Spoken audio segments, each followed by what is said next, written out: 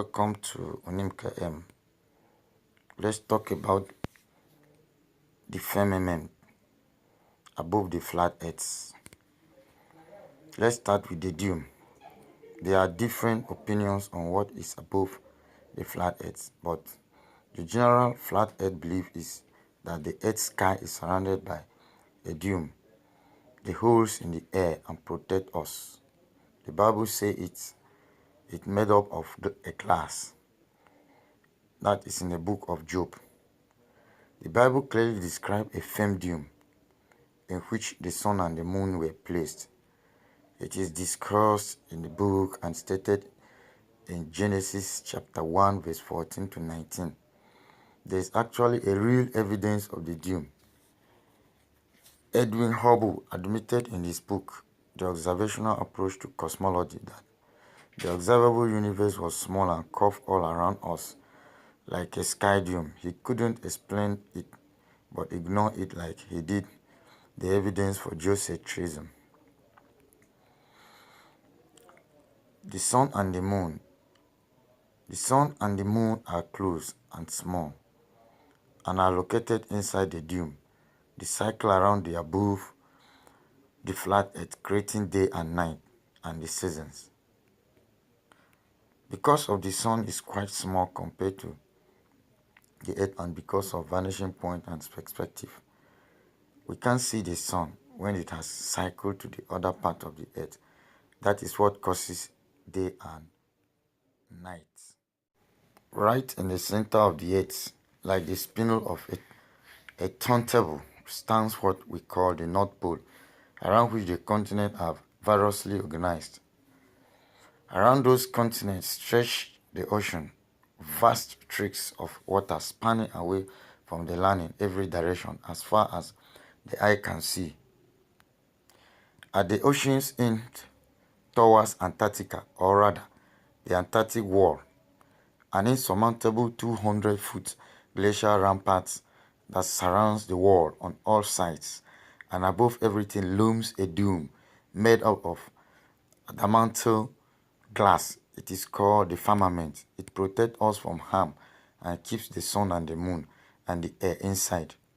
The sun and the moon, of course, are very small and very close together. Both hang in the air, not far from the ground. They lobe around us, hitting and lighting different areas locally, and seem to disappear from view periodically, not because they are dropping beneath the horizon, but because they are moving too far away to see. It goes without saying that nobody has ever left the surface of the earth and bypassed the dome. Every nation's space program is a horse. Every decent astronaut is a liar, and all photographic evidence to the contrary. The picture of our planet from outer space, the many images of the solar system, and especially every snapshot of the prosperous moon landing is counterfeit, make-believe testimony to hoodwink the masses. Facts themselves are not highly suspect. Naturally, science is a long con. Do some research. The truth is out there. This drivel isn't the product of my imaginative fancy.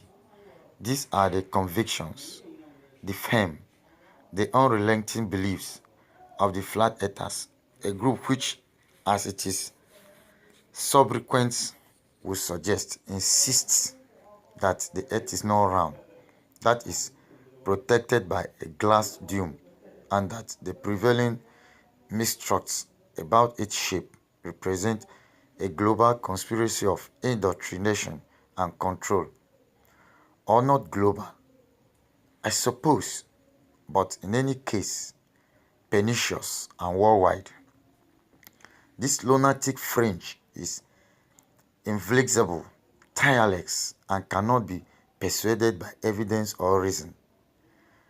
Their dogma has long infected social media and contaminated the bold and gullible every day. Part train, part cold, and part virus. The flat earth movement is as good as a symbol as any of the diminished value of truth and intelligence in 2017, and its constituency continues to grow at an alarming rate. As any enterprising schoolboy will tell you, misconceptions about the shape of the earth were convincingly ratified sometime in 16th century BC. That the planet is a sphere had been postulated by Pythagoras, corroborated by Aristotle, and further authenticated with greater and greater accuracy by mathematicians and astronomers thereafter, until it was demonstrated outright by circumnavigation in early 16th century AD. Belief in a flat earth has always been, in essence, a pre-scientific or anti-scientific delusion.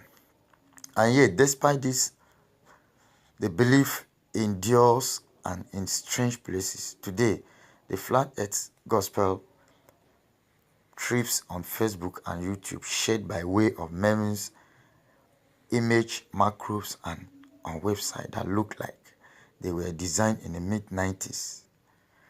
Like other popular conspiracy theories, it beckons outside with the language of fraternity, suggesting that those who accept the flat earth truth become at once a part of an intimate, enlightened group, a fellowship of those in the know. You are exhorted to submit, to surrender, to accede to some higher wisdom. The facts, as ordinary people understand them, are a mere narcotic, and you are urged to shake off the aesthetic of effects and wake up to the flat reality. Flat earth talk is both superior and defensive, and the rhetoric suggests a sort of proud alienation. Flat earthers are alone, but only because they are the only ones courageous enough to see the world as it is really is. Flat earthers' memes, of which are seem to be tens of thousands, tends to be equal parts condescending